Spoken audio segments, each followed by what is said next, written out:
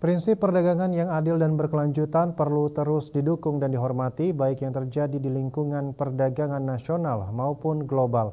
Hal tersebut perlu dilakukan untuk mendorong perubahan positif dalam dunia bisnis menuju model yang lebih inklusif, berkelanjutan, dan adil.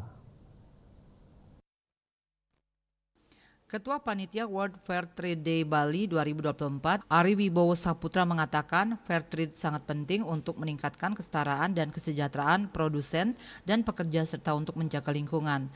Konsep revolusi bisnis ini mengacu pada perubahan radikal dalam cara melihat, menjalankan, dan berpartisipasi dalam dunia bisnis.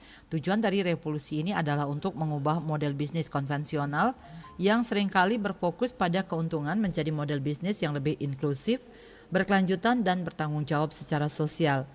Beberapa prinsip yang mendasari antara lain pertama, kesetaraan dan keadilan, yakni mempromosikan kesetaraan dalam hubungan bisnis termasuk hak-hak pekerja dan akses ke peluang bisnis. Ini termasuk mendukung prinsip-prinsip perdagangan yang adil dan pemberdayaan komunitas lokal. Kedua, memasukkan pertimbangan lingkungan ke dalam semua bagian bisnis dari produksi hingga pemasaran.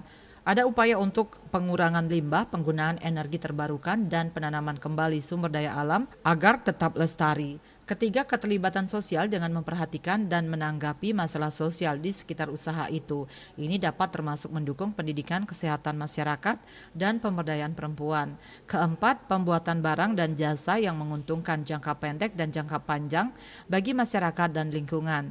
Teknologi ramah lingkungan, bahan daur ulang, dan model bisnis berbagi adalah beberapa contohnya. Kelima, memastikan perusahaan bertindak secara transparan dan accountable dalam semua aspek operasi mereka, termasuk melaporkan dengan jelas tentang dampak sosial dan lingkungan dari operasi bisnis mereka.